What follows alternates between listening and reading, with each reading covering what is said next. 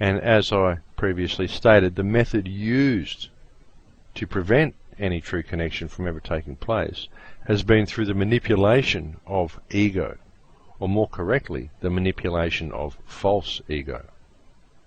The promotion of false ego within these movements has been done precisely by the exaltation of teachers and gurus within the movements.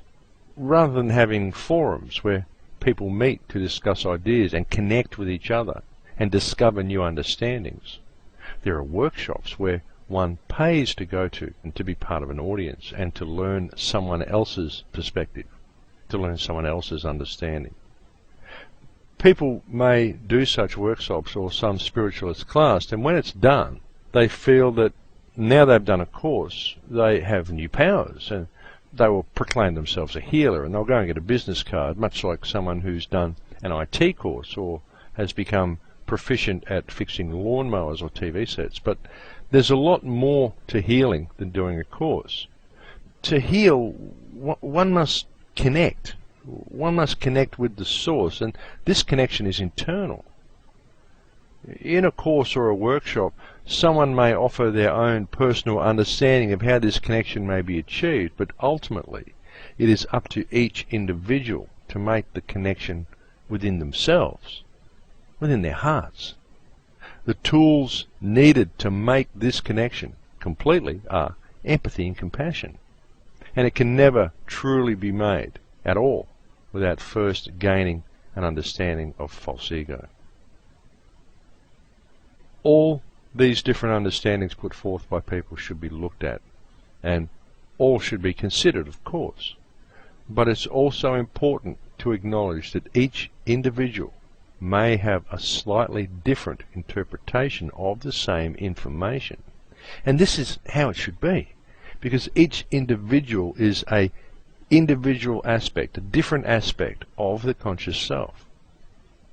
Don't follow leaders, folks. Don't succumb to groupthink. Don't follow me, folks. Don't even believe what I'm saying. Go and investigate things for yourself. Listen to your heart, because the field will speak to you and it will tell you what's right.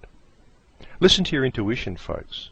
Your intuition will always tell you what is right, because that is the field speaking to you. And to return to Albert Einstein again for a moment, in regard to knowledge and understanding, Einstein said that the only really valuable thing is intuition. And Alexis Carrel said that intuition comes very close to clairvoyance, and it appears to be the extrasensory perception of reality. Just think about that for a moment, folks. Think about those two quotes. Intuition appears to be the extrasensory perception of reality. This is the field talking to you. This is your link to the Creator. This is your link to the collective consciousness. Intuition. This is the field talking to you, and you speak back to the field through your emotion. And to interface the field directly and to connect with it and to receive information from it, your interface is empathy and compassion. In gaining true knowledge, in becoming one with the true self, in connecting with the conscious energy field that encompasses all things, in connecting with true reality, there is no teacher, there is no guru, no savior, there is only you. You are the teacher, you are the savior, the guru, you are the master, you are part of the self, the one true self that encompasses all things. You are the path to your own enlightenment. You are the master, and it is in understanding this, it is in understanding that your emotions are a language. Your emotions are the language that you use to talk to the surrounding field and the language that you use to create reality. It is in understanding this and in listening to your intuition, in listening and understanding the self, that the answers may be discovered and the key to freedom and peace may be found. This lies within each and every one of us. The only power that anybody has over any other person in this reality is the power that we choose to give them. Of course, there are exceptions to this. I point to situations like Gaza, the poor unfortunates incarcerated within our prison systems in places like Guantanamo Bay, and the inhabitants of war zones such as Iraq and Afghanistan. But on a social level, within our countries, within our societies, within the relationships we have with each other, within our neighbourhoods, within our school systems, within every aspect of our societies really, the only power that other people have over us individually is the power that we grant to them. And yet we are all as powerful as each other. The only reason there are even powerful people in the world is because we, the rest of the people in the world, have relinquished our power to these other individuals. This of course has been contrived that we would do this by certain wheels that were put in motion, but we have willingly done this, and the awakening that's taking place in the world today is a reclamation of that power. It's people beginning to understand that we don't have to hate each other, we don't have to have these wars, we don't have to have the world in anywhere near the situation it's in, we don't have to do any of this stuff. And the way to fix it is to connect with each other. To understand that we are the master of this reality, we are each the master of our own reality. And the way we create a good reality for ourselves is by centering ourselves in empathy and compassion. Because once we start doing that, and treating everybody around us in that manner, and treating ourselves in that manner, then the whole system breaks down. You imagine if every person on Earth simply started to interface the field using empathy and compassion. You imagine what would happen, folks.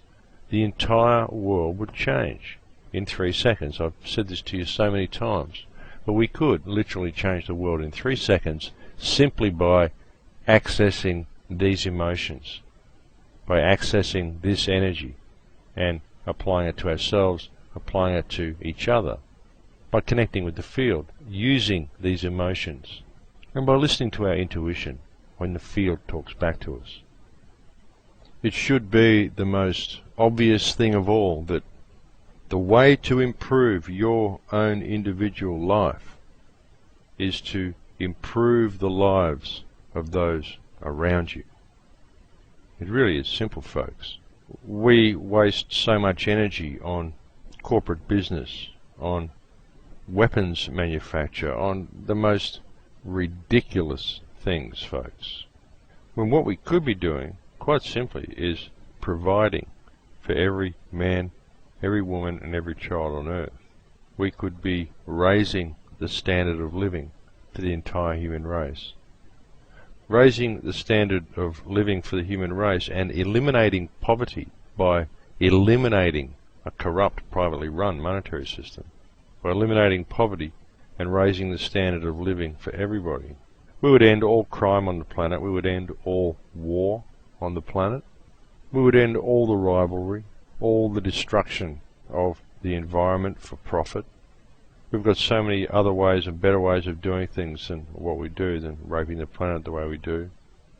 We could do all sorts of things simply by improving the standard of living for everybody. The easiest way to do that is to eliminate this monetary system and put in an honest monetary system, and to act always out of empathy and compassion. Acting in this way, acting in empathy and compassion in all that you do is, well, it's taking a stand for humanity, folks, and that's what it's time for us to do. It's time for us to take a stand for the well-being of our world. But as I've said to you before, for such a stand to be real, it needs to be a commitment that comes from our conscience. It needs to come from the deepest part of ourselves. There are a great many things that you can do to offset the situation that we're facing with the world today and to become a positive force in the world. And this is to strengthen yourself and to strengthen those around you. Strengthen those around you by always acting in empathy and compassion for these people. Understand the connection that you have. Resist the pacification that is presented to you by the TV. Understand your power. Any preparation and positive action must, of course, first begin with awareness and education. So it's imperative that you have an understanding of what you're dealing with. Look into some of the things that I talked to you about and resist the influence that's presented to you by your newspapers and televisions. Resist the pacification program. Don't become listless and unresponsive to your knowledge, and always promote cooperation with others. Promote unity and integrity. Live your life in this way.